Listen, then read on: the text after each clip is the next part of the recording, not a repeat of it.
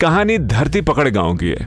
अब आप सोच रहे होंगे कि इस गांव का नाम धरती पकड़ क्यों है, सही ना? अरे भाई, अब है तो क्या करें, है कि नहीं?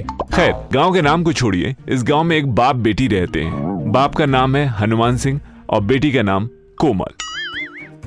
हनुमान सिंह की अपनी व्यायामशाला थी और उस व्यायामशाला में हनुमान सिंह अपने चेलों को पहलवान बनाया करता था।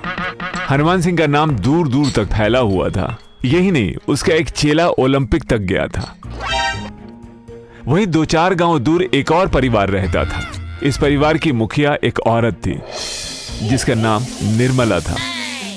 उसका बेटा अमित और उसका पति नरेंद्र था। अत्यंत ही चालाक किस्म की महिला थी और अमित और नरेंद्र अत्यंत ही कायर किस्म के पुरुष थे। निर्मला को पता था कि पास के ही गांव में बिना मां की एक लड़की है और उसके बाप के पास पैसा भी ठीक ठाक है, तो वो अपने नकारे लड़के का रिश्ता लेकर उसके पास चली गई। भाई साहब, जब से आपकी लड़की देखी है मेरे मन में तो यही सवाल उठता है कि इसे अपनी बहू बना लूं और अपने घर ले जाऊं। आप अपना बोझ उतार कर मेरे सर पर रख दीजिए भाई साहब। मेरे बेटे को अपने दामाद के रूप में स्वीकार कर लीजिए। अरे वो सब तो ठीक है बहन जी, पर आपका बेटा करता क्या है? आखिर मुझे भी तो अपनी बेटी का भविष्य देखना है।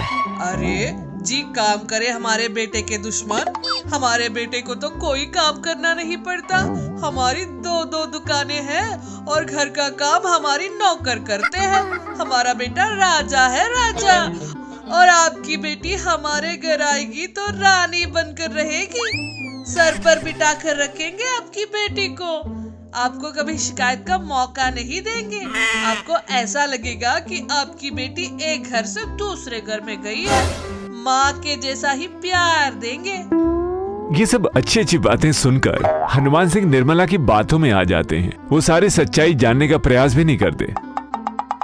अजब सी बात है ना, इस भारत देश में आप 5 रुपए की सब्जी लेने जाते हैं तो 5 सवाल करते हैं, पर बेटी का विवाह करते समय आपके दिमाग में सवाल ही नहीं आते। मानो आप बचपन से ही अपनी बेटी से अपना पीछा छुड़ाने के लिए जुगत लगा रहे हैं। कहानी पर वापस चलते हैं। 2-3 महीनों में ही अमित और कोमल का विवाह हो जाता है और शादी के 3-4 दिन बाद ही कोमल का सामना सच्चाई से होता है। उसे पता चलता है कि 2 दुकानें नहीं, एक दुकान है और वो भी किराए की है। और घर पर नौकर के नाम पर काला कुत्ता भी नहीं है और बची खुची कसर उसकी सास पहले दिन ही निकाल देती है। अरे बेटा कोमल, किचन में बर्तन रखे हैं, वो अपने आप धुल नहीं जाएंगे। हमारे घर में कोई जादू की चड़ी नहीं है। सब घर पर की सफाई अपने आप हो जाएगी। थोड़ा जल्दी उठा करो और लग जाओ अपने काम पर। लग जाओ अपने काम पर से क्या मतलब है माता जी आपका? लगता है कान की जगह कच्ची हो तुम। हम कह रहे हैं बहू हो तो बहू जैसा रहो। हमारा बाप बनने की कोशिश ना करो। चुपचाप काम करो घर का, नहीं तो तुम्हारे बाप के पास भेज देंगे तुम्हें वापस। देखिए माताजी, काम तो हमने अपने बाप के घर में भी नहीं किया, तो आपके घर पर क्यों करेंगे? काम करे हमारे दुश्मन तो हमसे काम करवाने का सपना तो आप देखना भूल जाइए। और जहाँ तक रही बात हमें अपने बाप के घर भेजने की, तो एक बात लिख कर रख लीजिए, हम इस घर में आए हैं, अब ये घर हमारा है। अगर इस घर से कोई बाहर जाएगा तो आप जाएंगी, आपका हस्बैंड जाएगा और हमारा पति बोले तो आपका बेटा जाएगा। हम इसी घर में रहेंगे, आप लिख कर रख लीजिए। देखो बहुरानी, हमें कुछ ऊट पटांग करने के लिए मजबूर मत करो, नहीं तो रोती रहेगी अपनी किस्मत पर। देखिए, आपको जो करना है करिए, हमें ना बताइए। हमारी नींद पूरी नहीं हुई है, इसीलिए हम वापस सोने जा रहे हैं। जब तक सोकर उठे खाना बना मिलना चाहिए। चलिए लग जाइए अपने काम पर। ये सुनकर सास को गुस्सा आ जाता है और वो अपनी बहू पर हाथ उठा देती है और बहू उसका हाथ हवा में ही रोककर उसे उठाकर घर से बाहर फेंक देती है। अब आपको लगता होगा कि इतनी ताकत कहां से आई? तो वो ताकत इसलिए क्योंकि हम आपको बताना भूल गए कि पहलवान हनुमान सिंह की बेटी भी पहलवान है। ये कोई नॉर्मल बहू नहीं है, ये पहलवान बहू है। निर्मला घर के बाहर जाके गिरती है तो उसके पति और बेटा वहां आ जाते हैं। निर्मला उनसे बोलती है, शर्म करो, तुम दोनों कहीं गड्ढा खोद लो, उसमें पानी डाल दो और उसमें डूबकर मर जाओ। इतनी भी शर्म नहीं बची है तुम दोनों में कि मुझे वो लड़की मार रही है। नरेंद्र और अमित, तुम दोनों कायर तो हमेशा से थे, अब बेशर्म भी हो गए। तुम चिंता ना करो, मैं अभी जाता हूँ। वैसे मैं जाकर क्या करूँगा? अमित तुम जाओ। नहीं पिताजी आप जाइए, मैं ही खड़ा हूँ, देख रहा हूँ। तुम जिंदगी भर देखते ही रहना बेटा, कभी कुछ करना मत। चलो जाओ चुपचाप, नहीं तो तुम्हारा खाना पानी सब बंद कर देंगे हम कल से। जैसे तैसे अमित घर के अंदर जाता है। कुछ देर बाद बर्तनों के टूटने फूटने की आवाज आती है और अमित हवा में लहराता हुआ घर के बाहर फेंका जाता है। ये सब देखकर नरेंद्र को शर्म आती है और नरेंद्र भी घर के अंदर जाता है और कुछ देर बाद उसका शरीर भी बाहर फेंक दिया जाता है और अंदर से कोमल आकर बोलती है, हमारे बाप का नाम पता है ना, हनुमान सिंह इस इलाके के सबसे बड़े पहलवान है और हम उनकी बिटिया है। बिटिया, हम भी छोटे मोटे पहलवान नहीं है। तो अगली बार तुम तीनों को अपनी औकात याद ना हो तो हमें बता देना, हम याद दिला देंगे। अब अगर घर के अंदर आना हो तो तय कर लेना कि कौन खाना बनाएगा, कौन पानी लाएगा, कौन बर्तन मांजेगा, वगैरह वगैरह। कमीनी सासों का जमाना चला गया, अब पहलवान बहुओं का जमाना आया है। हमने कहा था ना आपको, ऐसी कहानी सुनाएंगे जिससे आपको लेने के देने पड़ गई कहावत का असली मतलब समझ में आ जाएगा। तो ये एक ऐसी ही कहानी थी। तो अगली बार फिर मिलते हैं ऐसी ही किसी कहानी के साथ। तब तक आप अपना ध्यान रखिए। अजय एक बड़ा नामी ग्रामी एक्टर था। कई सारे पिक्चरों में वो हीरो भी बना था और उसका नया पिक्चर रिलीज होकर थिएटर्स में चल रहे थे। सिनेमा के हिट होने के आशा में वो घर पर बैठकर रिव्यूज देख रहा था। इतने में उसका मैनेजर गोपाल आके बोला, सर क्या हुआ? हमारी सिनेमा फट हो गई, दोपहर के शो से उसे बंद कर रहे हैं। इतनी बुरी सिनेमा बनी है सर। मुझे पता था ये सिनेमा नहीं चलेगी। जब डायरेक्टर कहानी सुना रहा था तब से ही मुझे डाउट था। तो सर अब क्या किया जाए? भजन करे बैठ के, और क्या। गाड़ी निकालो, मंदिर जाना है। ठीक है सर। अजय मंदिर पहुंचा।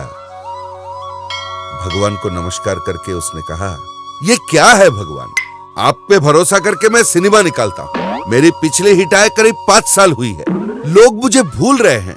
अरे 1-2 फ्लॉप और हुई ना तो गई मेरी करियर। एक हिट स्वामी, एक हिट। अरे ऐसे खाली हाथ नमस्कार करने से मनोकामनाएं पूरी नहीं होती बेटा। भगवान को कुछ समर्पित करो फिर बात करो। सबकी तरह नहीं, कुछ स्पेशल समर्पित करना पड़ेगा। पुजारी जी की बातें सुनकर अजय सोच में पड़ गया। कुछ स्पेशल करना पड़ेगा। भगवान, अगर आपने मेरी सिनेमा हिट कर दी तो सबकी तरह मैं नारियल नहीं फोड़ूंगा, उड़ती हुई नारियल में आपको बिठाकर पूजा करूंगा। अजय की मन्नत सुनके पुजारी जी आश्चर्यचकित हो गए। इस बार अजय एक छोटा बजट का सिनेमा बनाया, वो बहुत बड़ा हिट हो गया। मैनेजर गोपाल साहब आके बोले, सर हमारा सिनेमा तो सुपर डुपर हिट हो गया सर। ये हुई ना बात, जबरदस्त पार्टी होगी, सक्सेस सेलिब्रेशन धूम से होगी। फिर वो मंदिर जा पहुंचा। उसे देखकर पुजारी जी ने कहा, हाँ बेटा, सुना है तुम्हारा सिनेमा बहुत बड़ा हिट हुआ है, तो क्या मन्नत पूरी करोगे? मन्नत? कौन सी मन्नत? तुमने मन्नत मांगी थी ना कि सिनेमा हिट होने से तुम भगवान को उड़ती हुई नारियल में बिठाकर पूजा करोगे। अरे आप भी ना पुजारी जी, अपना काम निकालने के लिए एक मन्नत मांग लिया था मैंने और आप भी उसे पकड़कर बैठ गए। ये सुनकर पुजारी जी के होश उड़ गए। जाइए जाइए पुजारी जी। पूजा वूजा खत्म करके अजय घर लौट आया। इसके बाद अजय ने 4 सिनेमा साइन किया। अरे गोपाल बाबू, देखा आपने, एक सिनेमा हिट होते ही 4-4 सिनेमा के ऑफर आ गए। अरे पब्लिक तो हिट हीरो के पीछे ही दौड़ती है, इसलिए हमें हिट चाहिए होता है। हाँ सर। अच्छा, चारों सिनेमा के कॉल शीट तुमने देख लिया ना? हाँ सर, देख लिया। इसके बाद अजय ने चारों सिनेमा के शूटिंग भी खत्म कर लिए और फिर एक के बाद एक चारों सिनेमा रिलीज हुए और फ्लॉप हो गए। अरे ये क्या यार, सब कुछ फिर उल्टा जा रहा है। सर, हमारी मन्नत अधूरी रह गई। चलो चलो, जल्दी जल्दी मंदिर जाना है। इसके बाद वो अपना हेलीकॉप्टर लेकर मंदिर जा पहुंचा। अजय को देखकर पुजारी जी ने कहा, क्या हुआ अजय जी, वापस आ गए? अरे क्या बताऊं, चारों सिनेमा फ्लॉप। आपने तो मन्नत पूरी नहीं की थी। अरे पुजारी जी, इसी काम से तो आया हूं। अच्छा, उड़ती हुई नारियल में भगवान को बिठाकर कैसे पूजा करूं बताइए? एक रास्ता है बेटा। अरे बताइए बताइए, जल्दी जल्दी। तुम्हारी जो हेलीकॉप्टर है ना, उसको नारियल के आकार में बदलो, फिर उसमें स्वामी को बिठाओ और घुमाओ। अरे वाह, क्या आइडिया दिया है आपने, अब भी करता हूं।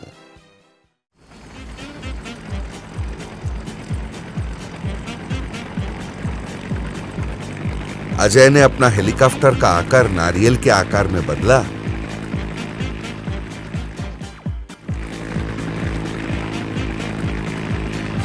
और भगवान की मूर्ति उसमें रखकर उसे घुमा लाया। ऐसे ही ज्ञानवर्धक कहानियों के साथ हम फिर मिलेंगे।